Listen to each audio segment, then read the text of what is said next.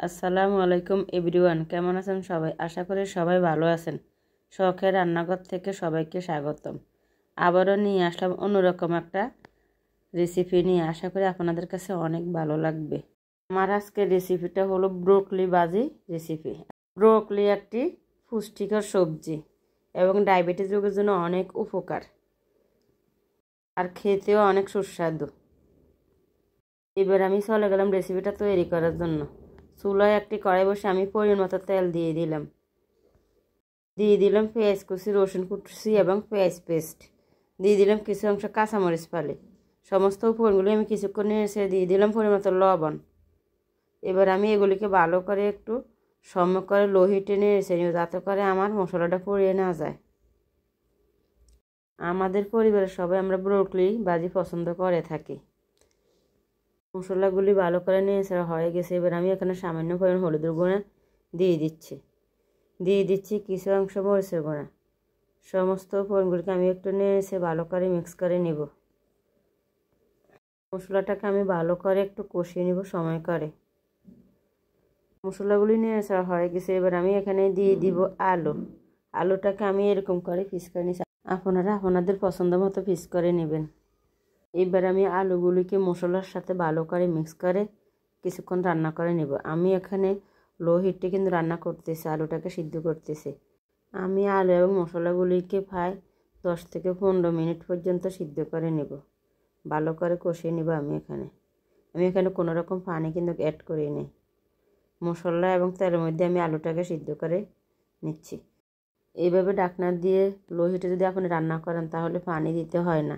আর আপনি বকরুল ভাজি করেন বা মাছ দিয়ে রান্না করেন, আলু আপনাকে দিতেই হবে, না হলে বকরুল থেকে আলাদা যে ফ্লেভারটা থাকে ওটা অনেকের কাছে ভালো লাগে না, কিন্তু আমার কাছে অনেক ভালো লাগে।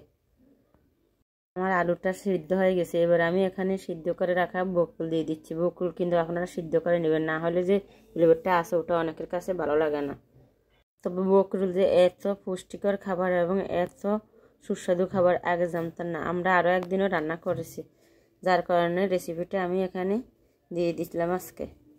আমি এখানে সামান্য পরিমাণ পানি দিয়েছি, যাতে করে আলু এবং বকরুলগুলির সাথে মশলাগুলি ভালো করে মিক্স হয়ে যায় এবং ভালো করে সিদ্ধ হয়ে যায়, যাতে করে কোনো রকম গন্ধ না থাকে। আমি একবার শুকনো তেল করে নিব এই ভাজিটাকে।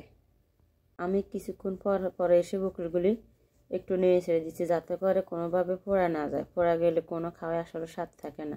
আমি ঢাকনা দিয়ে কিছুক্ষণ পর এসে নেড়ে দিচ্ছি। আমি বেশি পানি দিই, এখানে সামান্য পরিমাণ পানি দিয়েছি। দেখুন কতগুলো পানি বাহির হচ্ছে ঢাকনার কারণে।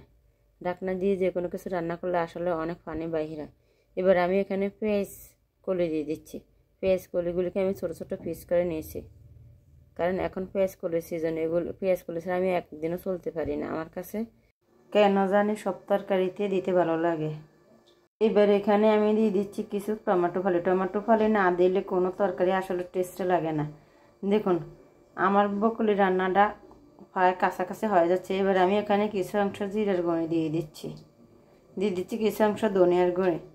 সমস্ত ফুলগুলো আমি একটু ভালো করে ছেড়ে দিচ্ছি। ভালো করে মশলাগুলি আমি বকলির সাথে মিক্স করে নিচ্ছি। দেখুন আমার তরকারির মধ্যে এখন একটু পানি রয়েছে। আমি পানিটাকে ভালো করে শুকিয়ে একবারে তেল ভাব করে নিব। এবার এখানে আমি ধনিয়া পাতা অ্যাড করে দিচ্ছি। ধনিয়া পাতা না হইলে আমার কাছে মোটে কোনো তরকারি সুস্বাদু লাগে না। দেখুন আমার বকলিটা প্রায় শেষের পর্যায়ে। আপনাদের ভাই এবং আমার মেয়েকে যদি প্রতিদিন বকলি রান্না বা ভাজি করে দিয়ে থাকি, এরা মনে হয় না কখনো বলবে যে আমরা খাবো না। আসলে অনেক সুস্বাদু একটা সবজি, কি বলবো, একবারে অনেক অসাধারণ। দেখুন আমার এখন আর কোনো পানি এখানে নেই, সম্পূর্ণ পানি শুকিয়ে নিয়েছি এবং তেল ভাব প্রায় চলে আসছে।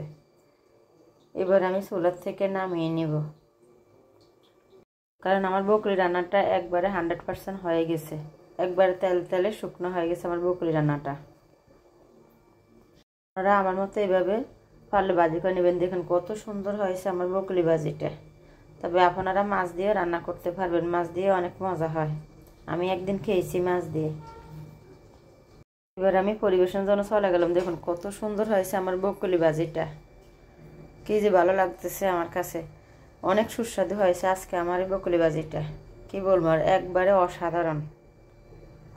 আমার এই বকুলি রান্নাটা ভালো লাগলে লাইক কমেন্ট করে দেবেন এবং পারলে শেয়ার করে দিবেন। তো ভালো থাকেন সবাই, আজকে এই পর্যন্ত।